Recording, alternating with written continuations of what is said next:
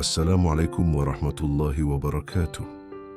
Sahabat channel Cerita Islami yang dirahmati Allah. Pada video kali ini, kita akan berkisah tentang karomah para wali Allah dari berbagai zaman. Kisah-kisah luar biasa ini bukan untuk diagungkan semata, tetapi untuk menjadi pelajaran iman bahwa siapapun yang dekat dengan Allah, hidupnya akan dipenuhi pertolongannya.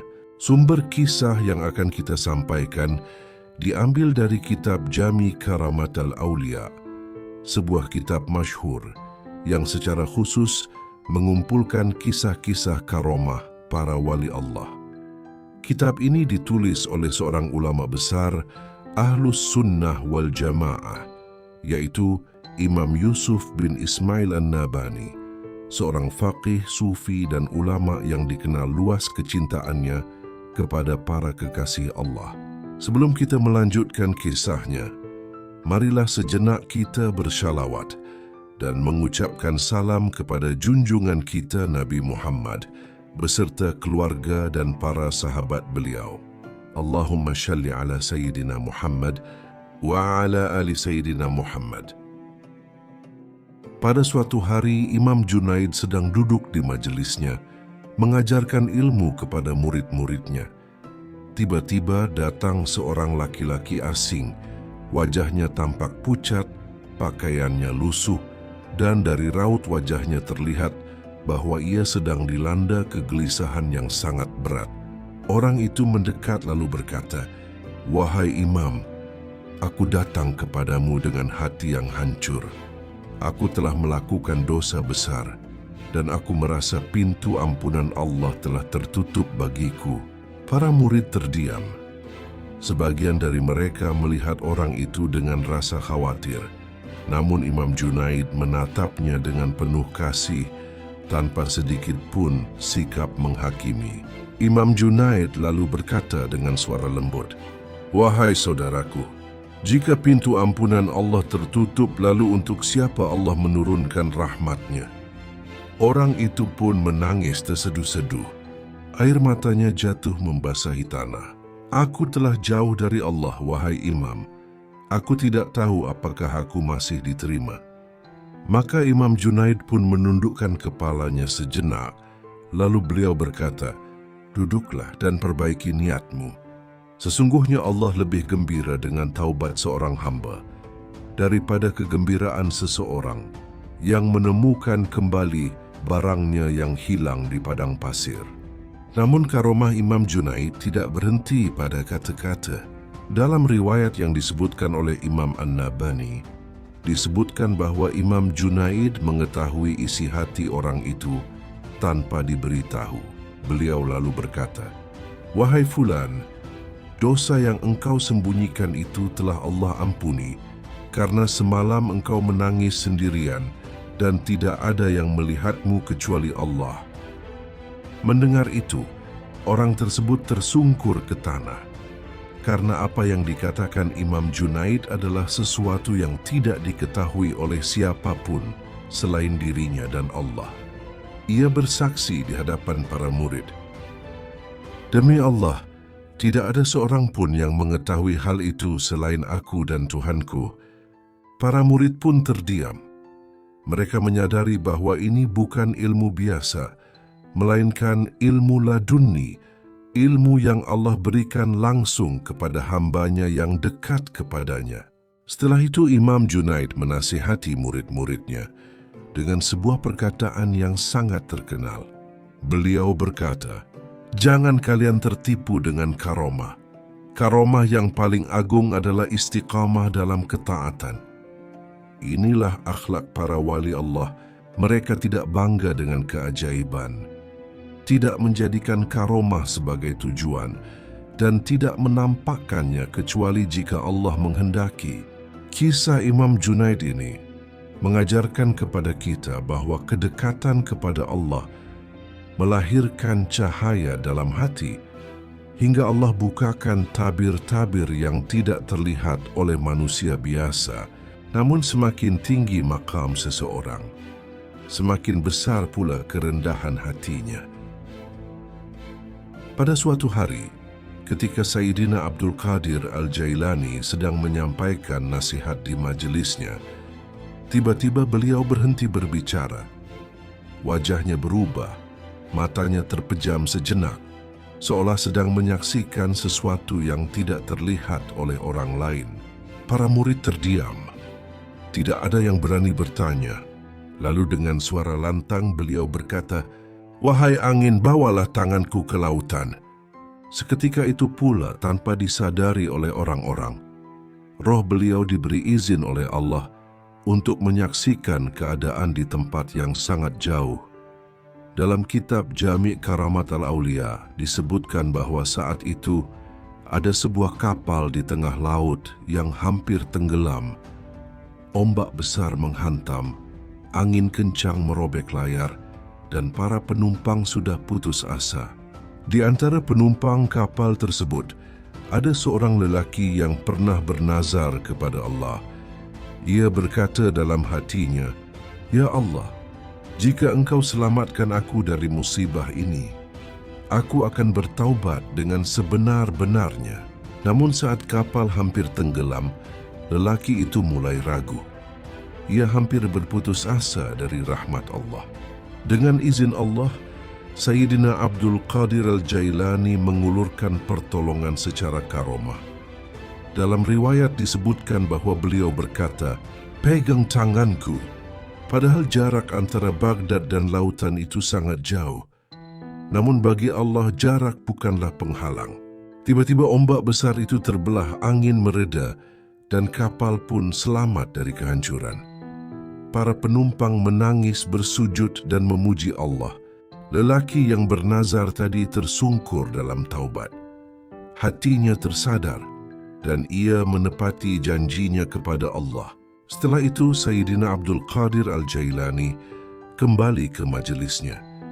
Beliau membuka mata dan melanjutkan ceramahnya seolah tidak terjadi apa-apa. Namun salah satu murid beliau yang dikenal memiliki kepekaan ruhani bertanya, "Wahai guru kami, apakah barusan engkau menolong orang yang berada di lautan?" Beliau menjawab dengan penuh tawadhu, "Itu bukan aku. Itu adalah pertolongan Allah. Aku hanyalah hamba yang diperintah." Pada suatu masa ada seorang murid Sayyidina Abdul Qadir Al-Jailani yang hendak melakukan perjalanan jauh. Perjalanan itu harus melewati padang pasir dan hutan yang terkenal berbahaya, tempat para perampok dan binatang buas sering memangsa para musafir. Murid itu datang menghadap gurunya dengan wajah cemas. Ia berkata, "Wahai guru, aku hendak bepergian namun aku takut. Di jalan itu sering muncul singa dan binatang buas." Sayyidina Abdul Qadir Al-Jailani menatap muridnya dengan tenang. Tidak ada rasa khawatir sedikit pun di wajah beliau. Lalu beliau berkata, "Jika engkau berjalan dengan membawa ketaatan kepada Allah, maka seluruh makhluk Allah telinga besar, matanya tajam, tubuhnya gagah, dan langkahnya perlahan namun pasti." Murid itu gemetar. Kakinya hampir tidak mampu melangkah. Ia teringat nasihat gurunya lalu ia berdoa dalam hati, "Ya Allah, aku bertawakal kepadamu. Engkau yang menjaga aku." Singa itu semakin mendekat. Namun anehnya, singa itu tidak mengaum keras, tidak menerkam, dan tidak menunjukkan keganasan seperti biasanya. Ketika singa itu sudah sangat dekat, tiba-tiba ia berhenti, menundukkan kepalanya, lalu duduk diam di hadapan murid tersebut. Murid itu terperanjat. Tangannya gemetar, napasnya tertahan. Singa itu lalu berjalan perlahan mengelilinginya, seolah sedang menjaga, bukan mengancam. Dalam riwayat disebutkan, pada saat yang sama di Baghdad, Sayyidina Abdul Qadir Al-Jailani mengangkat kepalanya, seolah sedang melihat sesuatu yang jauh. Beliau berkata kepada orang-orang di sekitarnya, "Seekor singa sedang menjalankan perintah." Dengan izin Allah, beliau memerintahkan singa tersebut secara ruhani agar tidak mengganggu muridnya dan justru menjaganya dari bahaya. Singa itu pun berjalan di depan murid tersebut, membuka jalan, mengusir binatang buas lain, bahkan menghalau perampok yang bersembunyi di kejauhan. Ketika murid itu telah sampai di tempat aman, singa itu berhenti menoleh sejenak, lalu pergi kembali ke dalam hutan. Murid itu pun tersungkur sujud, menangis penuh syukur kepada Allah. Ia menyadari bahwa yang menjaganya bukan singa, melainkan Allah yang menguasai singa. Saat murid itu kembali dan menceritakan kejadian tersebut, Sayyidina Abdul Qadir Al-Jailani hanya tersenyum dan berkata, "Jika hati seorang hamba tunduk kepada Allah, maka Allah akan menundukkan seluruh makhluk untuknya." Dikisahkan pada suatu hari Imam Abu Yazid Al-Bustami sedang duduk di rumahnya, tenggelam dalam zikir. Datanglah seorang laki-laki dari negeri yang jauh. Penampilannya rapi, tutur katanya lembut, dan sikapnya seolah-olah menunjukkan kesalehan. Orang itu duduk dengan penuh adab di hadapan Imam Abu Yazid. Laki-laki itu berkata, "Wahai Imam, aku datang untuk meminta nasihat agar aku semakin dekat kepada Allah." Imam Abu Yazid menatapnya cukup lama. Tatapan itu bukan tatapan biasa, tetapi tatapan seorang hamba yang hatinya diterangi cahaya Allah. Lalu Imam Abu Yazid berkata dengan suara pelan namun tegas, "Perbaikilah terlebih dahulu sesuatu yang engkau sembunyikan di balik pakaianmu." Laki-laki itu terkejut. Wajahnya langsung pucat, tangannya gemetar. Saya berkata dengan suara bergetar, "Wahai Imam, tidak ada seorang pun yang mengetahui hal itu. Aku menyembunyikannya dari manusia." Imam Abu Yazid menjawab, "Engkau bisa menyembunyikannya dari manusia, tetapi tidak dari Allah." Dalam riwayat disebutkan, orang tersebut ternyata membawa harta haram yang ia simpan dan niatkan untuk digunakan di jalan yang tampak baik, namun asalnya adalah dosa. Imam Abu Yazid tidak menyebutkan secara rinci, tidak membuka aib di hadapan orang lain. Beliau hanya berkata, Allah tidak menerima kebaikan yang tumbuh dari keburukan. Mendengar itu, orang tersebut menitiskan air mata. Ia jatuh bersimpuh di hadapan Imam Abu Yazid, lalu kemudian berkata, "Demi Allah, engkau benar. Aku bersaksi bahwa apa yang engkau katakan tidak mungkin engkau ketahui kecuali Allah yang memberitahumu." Ia pun bertaubat dengan sungguh-sungguh, mengembalikan harta tersebut dan memperbaiki hidupnya. Para murid yang menyaksikan peristiwa itu merasa kagum. Salah seorang dari mereka bertanya, "Wahai guru, bagaimana engkau mengetahui perkara yang tersembunyi dalam hati manusia?" Imam Abu Yazid Al-Bustami langsung menundukkan kepala dan berkata dengan penuh tawadhu, "Aku tidak mengetahui perkara gaib. Yang mengetahui gaib hanyalah Allah. Tetapi jika Allah membersihkan hati seorang hamba, maka dia memperlihatkan apa yang dia kehendaki."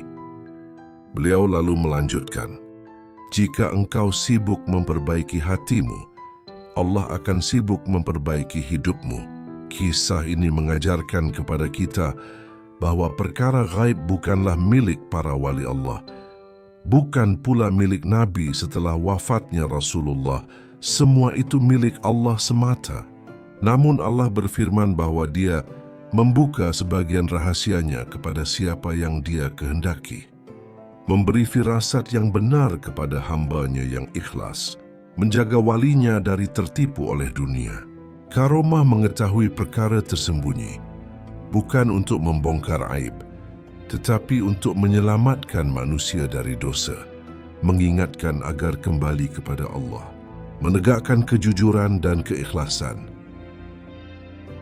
Dikisahkan, Imam Sal memiliki seorang murid yang rajin menuntut ilmu, namun belakangan mulai lalai. Ia masih hadir di majelis, namun hatinya mulai condong kepada dunia. Ibadahnya berkurang, zikirnya melemah, dan adabnya mulai longgar. Suatu hari, Imam Sal memandang murid itu dengan tatapan yang berbeda dari biasanya. Tatapan yang dalam, seolah menembus dinding waktu. Lalu Imam Sal berkata dengan suara pelan, "Wahai anakku, perbaikilah bekalmu. Perjalananmu sudah dekat." Murid itu terkejut kemudian berkata, "Wahai guru, hendakku masih muda dan sehat." Imam Sahal hanya menundukkan kepala dan berkata, "Banyak orang yang dikuburkan dalam keadaan lebih muda dan lebih sehat darimu." Dalam riwayat yang disebutkan dalam Jami' Karamat Al-Awliya, Imam Sahal tidak menyebutkan tanggal atau sebab kematian, namun beliau mengetahui tanda-tandanya karena Allah telah memperlihatkannya. Beliau berkata, "Jika cahaya amal mulai redup dan hati tidak lagi berat meninggalkan dunia, itu pertanda perjalanan sudah dekat." Murid itu pun tersentak. Kata-kata itu menghunjam ke dalam hatinya. Sejak hari itu ia berubah total. Ia memperbanyak salat malam, menangis dalam sujud, dan menjauhi hal-hal yang melalaikan. Beberapa hari kemudian, murid tersebut jatuh sakit. Sakitnya ringan, tidak tampak berbahaya. Namun pada suatu malam, ia wafat dalam keadaan bersujud. Ketika kabar itu sampai kepada Imam Sal, beliau menangis. Kemudian beliau berkata, "Segala puji bagi Allah yang memberinya kesempatan untuk kembali sebelum dipanggil." Para murid yang menyaksikan peristiwa itu sadar bahwa karomah mengetahui ajal bukan untuk menakuti, tetapi untuk menyelamatkan dan mengingatkan. Ketika ditanya bagaimana beliau bisa mengetahui hal itu, Imam Sal menjawab dengan sangat rendah hati, "Aku tidak mengetahui ajal siapapun.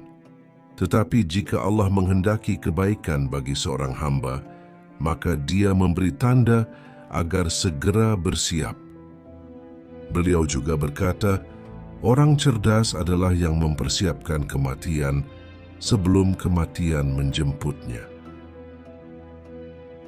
Ketika kita membicarakan para wali Allah, seringkali yang terlintas di benak kita adalah sosok laki-laki. Namun dalam kitab Jami' Karamat Al-Awliya, Imam An-Nabhani juga menukil kisah para wali perempuan, hamba-hamba Allah yang hatinya dipenuhi cinta, sabar, dan keikhlasan yang luar biasa.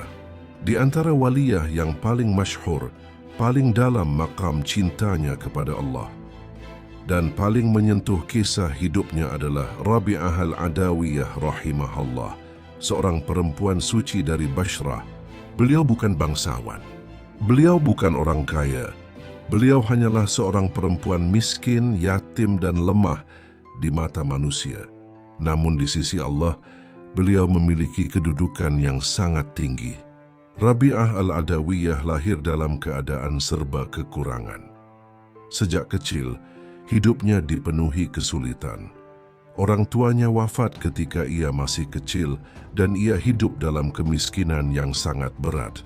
Dalam riwayat disebut hari ketika manusia terlelap, Rabi'ah berdiri dalam salat, menangis dan bermunajat kepada Allah. Suatu malam majikannya terbangun dan melihat sesuatu yang menggetarkan hati. Ia melihat cahaya di atas kepala Rabi'ah, seolah-olah ada lampu yang menerangi dirinya saat ia sedang sujud. Majikannya ketakutan. Ia sadar bahwa perempuan yang ada di rumahnya bukan perempuan biasa. Keesokan harinya, Rabi'ah pun dibebaskan karena Allah telah menampakkan kemuliaannya. Setelah merdeka, Rabi'ah memilih hidup sederhana. Ia tidak menikah, bukan karena membenci pernikahan, tetapi karena hatinya telah dipenuhi cinta kepada Allah. Dalam Jami' Karamat Al-Awliya, disebutkan bahwa Rabi'ah pernah berkata, "Ya Allah, jika aku menyembahmu karena takut neraka, maka bakarlah aku di dalamnya. Jika aku menyembahmu karena berharap surga, maka haramkan surga bagiku." Namun jika aku menyembahmu karena cinta kepadamu, maka jangan engkau palingkan aku darimu. Inilah puncak keikhlasan. Ibadah bukan karena imbalan, bukan karena ancaman, tetapi karena cinta murni kepada Allah. Dikisahkan, suatu hari Rabi'ah sedang berjalan membawa obor api di satu tangan dan seember air di tangan yang lain. Orang-orang bertanya, "Wahai Rabi'ah, untuk apa api dan air itu?" Ia menjawab dengan lembut, "Aku ingin memadamkan api neraka dan membakar surga, agar manusia menyembah Allah bukan karena takut atau berharap, tetapi karena cinta."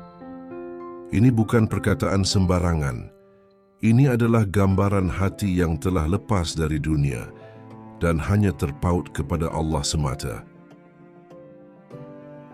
Tidak semua wali Allah dikenal luas namanya. Sebagian dari mereka disembunyikan oleh Allah, hidup sederhana, tidak menonjol, dan tidak dicari manusia. Namun langit mengenal mereka, dan doa mereka diijabah oleh Allah. Dalam kitab Jami' Karamat al-Awliya, Imam An-Nabani menukil kisah seorang waliyah dari Bashrah bernama Ummu Aliyah al-Bashriyah rahimahullah. Seorang perempuan ahli ibadah, zuhud, dan sangat menjaga hatinya dari selain Allah. Beliau bukan ulama terkenal, bukan pula guru besar. Namun ia dikenal di kalangan orang-orang saleh sebagai perempuan yang lisannya selalu basah dengan zikir dan doanya mustajab. Ummu Aliyah hidup sendirian di rumah kecil yang sangat sederhana. Pakaiannya kasar, makanannya sekadar cukup, dan hampir seluruh waktunya dihabiskan untuk salat, zikir, dan membaca Al-Quran. Jika malam tiba dan manusia terlelap, Ummu Aliyah bangun. Ia berwudu dengan air yang dingin lalu berdiri menghadap Allah dalam salat panjang. Tangisannya lirih, bukan tangis kesedihan dunia, tetapi tangis takut dan cinta kepada Allah. Ia sering berkata, "Ya Allah, aku tidak takut miskin. Aku hanya takut Engkau berpaling dariku." Dikisahkan pada suatu masa, Bashrah dilanda kemarau panjang. Tanah retak, tanaman mati, dan manusia mulai kehausan. Para ulama dan penduduk telah berkali-kali melakukan salat istisqa, namun hujan belum juga turun. Seorang ulama besar berkata kepada penduduk, "Carilah hamba Allah yang doanya paling ikhlas." Maka beberapa orang datang kepada Ummu Aliyah dan memintanya berdoa. Ia menunduk lama. Lalu kemudian dia berkata dengan penuh kerendahan hati, "Aku malu kepada Allah jika meminta dunia, padahal aku banyak kekurangan dalam ibadah." Namun karena desakan dan niat baik kaum muslimin, ia pun mengangkat kedua tangannya. Ia berdoa singkat, hanya kata-kata sederhana yang keluar dari hati yang bersih. Belum selesai doanya, awan gelap berkumpul, dan hujan turun dengan derasnya. Orang-orang menangis haru memuji Allah. Namun Ummu Aliyah segera masuk ke rumahnya, seolah tidak ingin disanjung atau dikenal. Ketika seseorang berkata kepadanya, "Wahai Ummu Aliyah, doamu mustajab," ia justru menangis dan berkata, "Aku takut jika karomah ini menjadi istidraj bagiku. Aku hanya ingin Allah ridha, bukan dikenal manusia." Inilah ciri waliyah sejati. Takut dipuji, takut terkenal, takut hatinya rusak karena ria. Dalam kisah lain, seorang perempuan datang kepadanya dengan wajah yang tampak saleh. Ia meminta doa. Namun Ummu Aliyah berkata, "Perbaikilah niatmu kepada suamimu sebelum engkau meminta doa dariku." Perempuan itu terkejut dan menangis. Ternyata ia datang dengan hati penuh kebencian kepada suaminya, meski lisannya berpura-pura lembut. Ummu Aliyah berkata, "Allah tidak menerima doa dari hati yang kotor." Pada masa mudanya, Fudail bin Iyad dikenal sebagai perampok jalanan. Ia memimpin sekelompok orang yang merampas harta para musafir. Namanya ditakuti jalannya penuh dosa, hatinya jauh dari Allah. Namun meskipun hidup dalam maksiat, di dalam hatinya masih tersisa cahaya. Cahaya itulah yang kelak menjadi sebab hidayahnya. Suatu malam ketika Fudail hendak memanjat dinding rumah seorang wanita untuk melakukan maksiat, tiba-tiba ia mendengar suara orang membaca Al-Quran. Belumkah datang waktunya bagi orang-orang yang beriman untuk tunduk hati mereka mengingat Allah? Quran Surah Al-Hadid ayat 16. Ayat itu menghantam hatinya seperti petir. Ia terdiam, tubuhnya gemetar, air matanya jatuh tanpa bisa ditahan. Ia berkata pada dirinya sendiri, "Ya Allah, saat itu telah datang, saat itu telah datang." Malam itu juga, Fudail bertaubat dengan taubat yang sebenar-benarnya. Sejak malam itu hidup Fudail berubah. Ia meninggalkan dunia kejahatan, memperbanyak ibadah dan menyendiri untuk memperbaiki hatinya. Ia menangis di malam hari, menyesali dosa-dosanya. Dalam Jami' Karamat Al-Aulia, disebutkan bahwa Fudail menjadi sangat takut kepada Allah. Setiap kali membaca ayat tentang neraka, ia jatuh pingsan karena takut. Namun seiring waktu Allah mengangkat derajatnya. Ia menjadi ulama besar ahli hadits dan wali Allah yang dihormati. Suatu hari seorang penguasa datang kepada Imam Fudail. Ia membawa harta yang banyak dan berkata, "Wahai Fudail, ini hadiah untukmu." Fudail menatap harta itu, lalu menatap wajah sang penguasa. Dengan tenang beliau berkata, "Engkau ingin menyelamatkan dirimu dengan merusak diriku." Penguasa itu terkejut. Fudail melanjutkan, "Jika dunia ini bernilai di sisi Allah, niscaya Dia tidak memberikannya kepada orang zalim." Inilah karomah firasat, kemampuan melihat hakikat dunia yang menipu. Dalam kisah lain yang dinukil oleh Imam An-Nabani, suatu ketika terjadi kerusuhan dan ketakutan di suatu wilayah. Orang-orang datang kepada Fudail dan meminta doa. Ia berdoa dengan singkat, "Ya Allah, jika Engkau ridha kepada kami, maka cukupkanlah kami dengan ridha-Mu." Tak lama kemudian, keadaan menjadi tenang, fitnah mereda, hati manusia kembali damai. Namun Fudail tidak pernah mengaku-ngaku. Ia berkata, "Jika doaku dikabulkan, itu karena rahmat Allah. Jika tidak, itu karena dosaku." Ketika Imam Fudail sakit keras, orang-orang mengira ia takut mati. Namun beliau berkata, "Aku tidak takut mati. Aku hanya takut apakah Allah ridha atau tidak." Saat sakaratul maut, beliau menangis. Ketika ditanya, beliau menjawab, "Aku malu bertemu Allah dengan amal yang sedikit." Lalu ia mengucapkan kalimat tauhid dan wafat dalam keadaan husnul khatimah. Dikisahkan pada suatu waktu Imam Abu Hasan Asy-Syadzili berada di Afrika Utara. Pada hari itu pula, di negeri yang sangat jauh, ada sekelompok murid beliau yang sedang dalam bahaya besar. Mereka melakukan perjalanan laut dan tiba-tiba kapal yang mereka tumpangi dihantam badai yang sangat dahsyat. Ombak meninggi, angin mengamuk, dan kapal mulai oleng. Para penumpang menjerit ketakutan. Sebagian sudah pasrah menunggu kematian. Di tengah kepanikan itu, para murid teringat kepada guru mereka. Dengan suara bergetar dan air mata yang bercampur air laut, mereka berkata, "Wahai Allah, jika kami Engkau selamatkan, itu karena doa kekasihmu Abu Hasan Asy-Syadzili."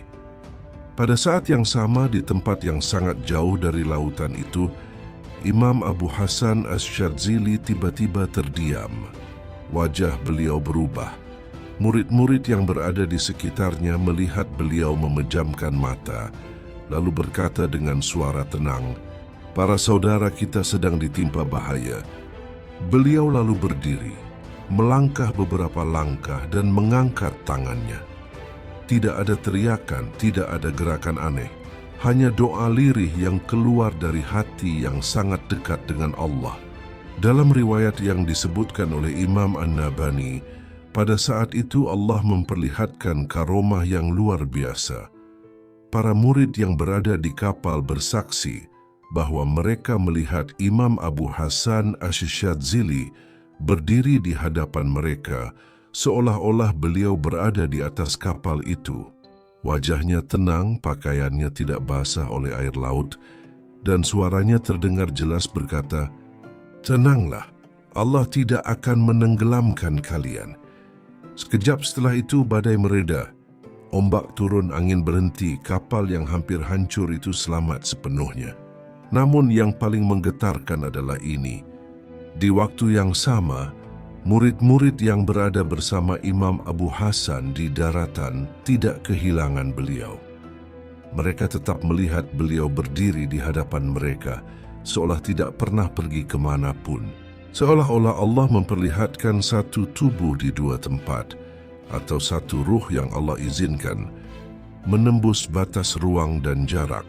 Ketika para murid bertanya dengan suara gemetar tentang apa yang terjadi, Imam Abu Hasan Asy-Syadzili langsung menundukkan kepala dan berkata, "Demi Allah, aku tidak berpindah. Aku tidak hadir, aku tidak memiliki apa-apa. Itu adalah perbuatan Allah semata." Beliau lalu menambahkan kalimat yang membuat semua yang mendengarnya terdiam. Jika Allah menghendaki, Dia menjadikan satu doa lebih cepat daripada angin, lebih kuat daripada ombak, dan lebih dekat daripada jarak. Kisah ini bukan untuk membuat kita mengagungkan wali Allah secara berlebihan. Justru kisah ini menghancurkan rasa sombong manusia. Jika Allah mampu menghadirkan pertolongan dari arah yang tidak masuk akal, maka apa yang mustahil bagi Allah? Para wali Allah tidak melampaui hukum Allah, tetapi Allah lah yang melampaui hukum kebiasaan demi memuliakan hambanya yang ikhlas. Dikisahkan pada suatu masa hiduplah seorang wali Allah yang sangat sederhana kehidupannya. Pakaian beliau biasa saja, rumahnya kecil, dan hampir tidak ada yang membedakannya dari orang awam. Namun siapapun yang duduk bersamanya akan merasakan ketenangan yang sulit dijelaskan dengan kata-kata. Dialah Imam Abu Yazid Al-Bustami rahimahullah, seorang wali besar yang dikenal dengan kezuhudan dan ketakutannya kepada Allah. Suatu hari murid-murid beliau berkumpul di sekelilingnya. Mereka tidak datang untuk meminta karomah, tetapi untuk belajar tentang keikhlasan dan adab kepada Allah. Abu Yazid duduk dengan kepala tertunduk, seakan sedang memikul beban besar di dalam hatinya. Tiba-tiba beliau berkata dengan suara pelan, "Wahai anak-anakku, janganlah kalian terpedaya dengan apa yang kalian lihat dari para wali. Jika kalian melihat seseorang bisa berjalan di atas air atau terbang di udara, jangan kalian tertipu sampai kalian melihat bagaimana ia menjaga perintah Allah dan menjauhi larangannya." Belum lama setelah itu, terjadi sebuah peristiwa yang menggetarkan hati orang-orang yang menyaksikannya. Pada suatu malam, Abu Yazid terlihat keluar dari rumahnya dalam keadaan sangat gelisah. Wajahnya pucat, matanya basah oleh air mata. Salah seorang muridnya diam-diam mengikuti dari kejauhan. Mereka berjalan cukup jauh hingga tiba di sebuah tempat sunyi. Di tempat itu Abu Yazid berdiri lama sekali. Tidak berbicara, tidak bergerak, hanya berdiri menghadap langit. Setelah beberapa saat, beliau berkata lirih, "Ya Allah, jika Engkau hendak menampakkan sesuatu melalui diriku, maka lindungilah aku dari rasa bangga dan ujub." Pada saat itulah, seorang musafir yang tersesat tiba-tiba datang. Ia tampak kelelahan dan ketakutan. Orang itu berkata bahwa ia kehilangan arah dan kehabisan bekal, sementara di depannya terbentang padang yang berbahaya. Abu Yazid menatapnya dengan penuh kasih, lalu berkata, "Jangan takut, serahkan urusanmu kepada Allah." Beliau kemudian melangkah maju beberapa langkah, dan dengan izin Allah, jalan yang sebelumnya gelap dan membingungkan terasa terang dan mudah dilalui oleh musafir itu. Tidak ada cahaya aneh, tidak ada suara petir, tidak ada keajaiban mencolok. Namun musafir itu bersumpah bahwa rasa takutnya hilang seketika dan hatinya dipenuhi keyakinan yang belum pernah ia rasakan sebelumnya.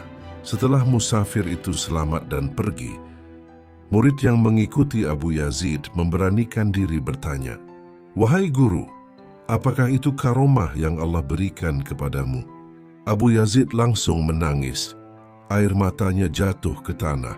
"Celakalah aku jika manusia melihatku sebagai orang istimewa.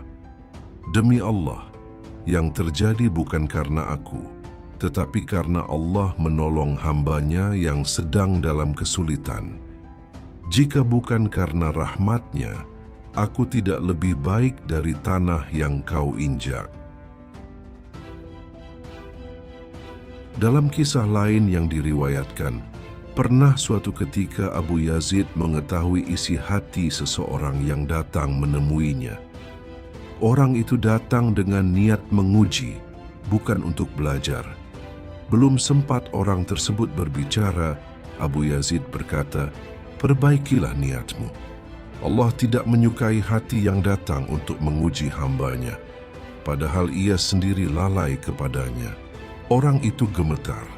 Ia bersujud dan menangis karena apa yang ada di dalam hatinya seolah terbuka tanpa satu kata pun ia ucapkan. Namun meski karomah seperti itu tampak nyata, Abu Yazid selalu menutup majelisnya dengan kalimat yang sama, "Jika kalian melihat sesuatu yang menakjubkan dariku, lupakanlah. Peganglah Al-Quran dan Sunnah, disitulah keselamatan kalian." Diriwayatkan dalam Jami' Karamat Al-Awliya tentang seorang wali Allah bernama Syekh Ibrahim bin Adham rahimahullah, seorang raja yang meninggalkan seluruh kerajaannya demi mencari Allah. Pada suatu malam ketika ia masih menjadi raja, ia tidur di istananya yang megah. Tiba-tiba terdengar suara langkah keras di atas atap istana. Ibrahim terbangun dan berteriak, "Siapa yang berjalan di atas atap istanaku?" "Aku sedang mencari untaku yang hilang." Ibrahim marah dan berkata, "Apakah masuk akal mencari unta di atas atap istana?" Orang itu menjawab dengan tenang, "Lalu apakah masuk akal ada seseorang yang mencari Allah di tengah kemewahan, singgasana dan kesibukan dunia?" Ucapan itu menghantam hatinya seperti petir. Namun peristiwa itu belum cukup untuk membuatnya berubah sepenuhnya. Beberapa waktu kemudian, saat Ibrahim sedang berburu dengan pakaian kebesaran raja, ia mendengar suara yang memanggil namanya dari langit. "Wahai Ibrahim, bukan untuk ini engkau diciptakan dan bukan untuk ini engkau diperintahkan." Tangannya gemetar. Kuda yang ia tunggangi berhenti mendadak. Hatinya bergetar hebat. Sejak saat itu, dunia tidak lagi terasa indah di matanya. Ia pun meninggalkan istana, harta dan kekuasaannya tanpa pamit kepada siapapun. Ia memilih hidup sebagai hamba Allah yang fakir, berpindah dari satu tempat ke tempat lain, mencari ridha Allah. Dalam salah satu riwayat disebutkan, suatu hari Ibrahim bin Adham bekerja sebagai penjaga kebun. Pemilik kebun meminta buah delima. Ibrahim memetik dan menyerahkannya. Ketika dibelah, delima itu terasa asam. Pemilik kebun marah, "Sudah lama engkau bekerja di sini. Mengapa tidak tahu mana yang manis?" Ibrahim menunduk dan berkata, "Aku dipekerjakan untuk menjaga kebun, bukan untuk mencicipi buahnya." Orang itu terdiam.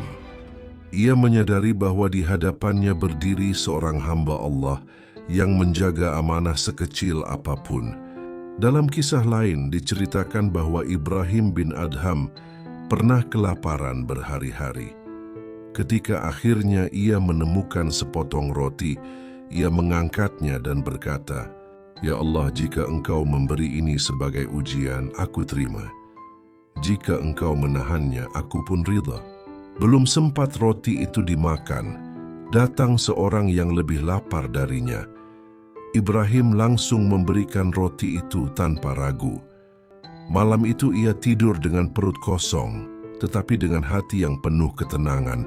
Para ulama yang meriwayatkan kisahnya berkata, Ibrahim bin Adham tidak dikenal karena karomah yang menakjubkan mata, tetapi karena kezuhudan dan kejujuran hatinya.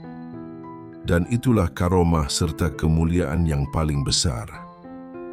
Kisah ini mengajarkan bahwa para wali Allah bukanlah orang yang selalu menampakkan keajaiban, tetapi orang yang berani meninggalkan kemewahan dunia demi Allah, menjaga amanah dan ridha dengan ketentuannya.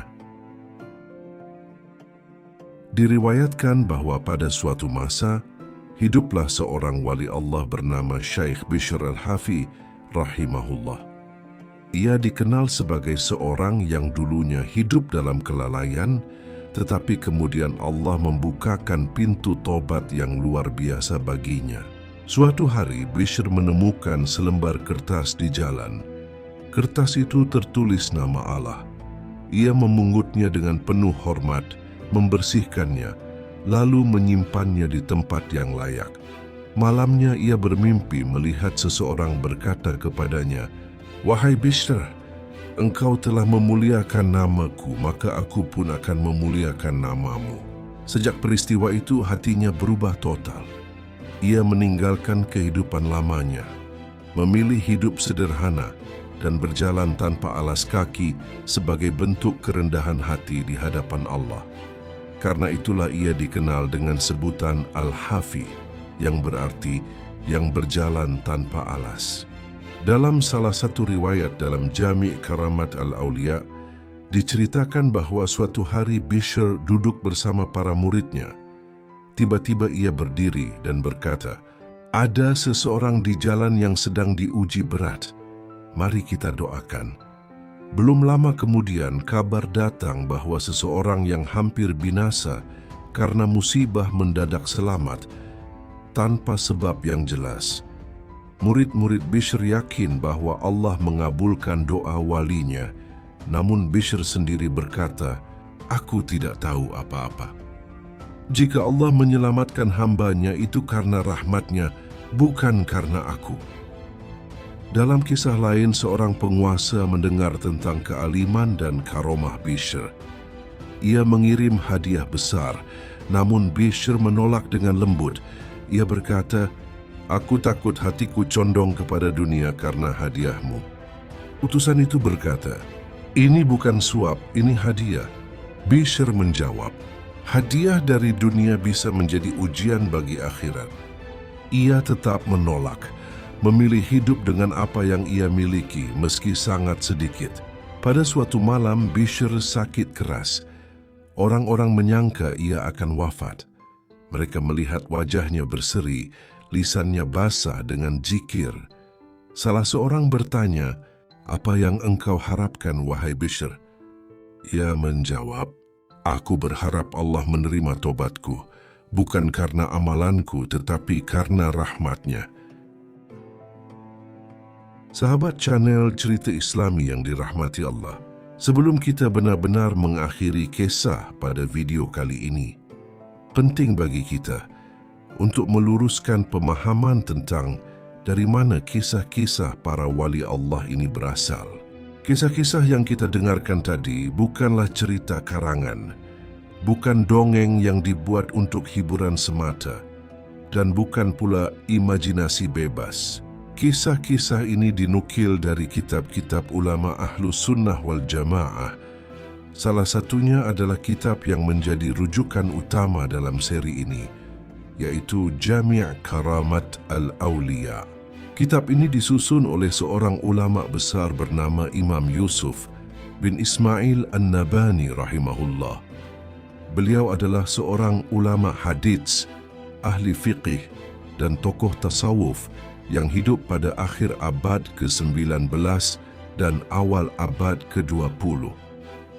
Beliau dikenal luas di dunia Islam sebagai ulama yang sangat hati-hati dalam menukil riwayat dan sangat tegas dalam menjaga akidah Ahlus Sunnah.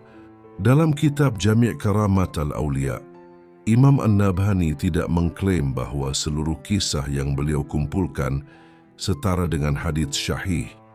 Beliau dengan jujur menyampaikan bahawa kitab ini adalah himpunan riwayat, atsar, dan kisah yang masyhur di kalangan ulama dan orang-orang saleh yang telah dinukil dari kitab-kitab sebelumnya.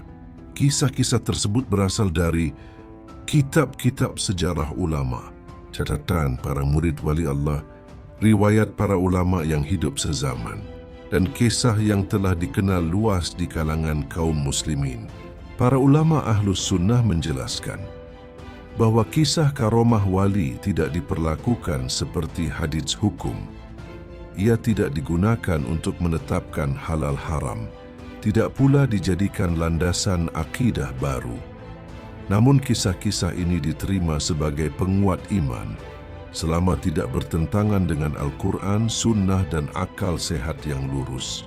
Karena itu, dalam menyampaikan kisah-kisah ini, sikap yang benar adalah bukan mengagungkan wali, bukan mengkultuskan manusia, dan bukan menjadikan karomah sebagai tujuan.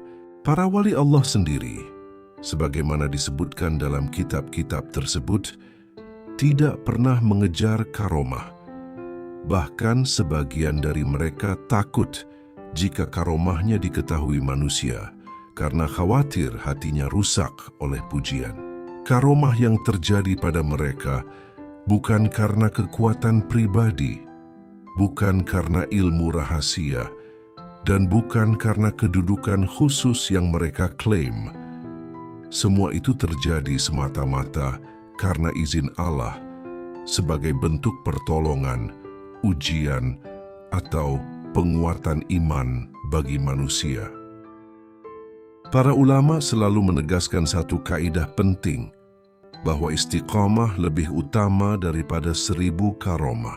Seseorang yang menjaga salat, menjauhi yang haram, memperbaiki akhlak, dan hidup dalam ketaatan meskipun tidak memiliki kisah menakjubkan, bisa jadi lebih mulia di sisi Allah daripada orang yang dikenal banyak karomahnya. Maka harapan dari kisah-kisah ini bukanlah agar kita mencari keajaiban, tetapi agar kita meneladani kesabaran mereka, ketulusan mereka, dan ketergantungan total mereka kepada Allah. Semoga Allah menjadikan kisah-kisah ini sebagai cahaya di hati kita, bukan sebagai kebanggaan lisan. Dan semoga Allah mengumpulkan kita kelak bersama orang-orang saleh, bukan karena kisah kita, tetapi karena rahmat-Nya yang luas. Wassalamualaikum warahmatullahi wabarakatuh.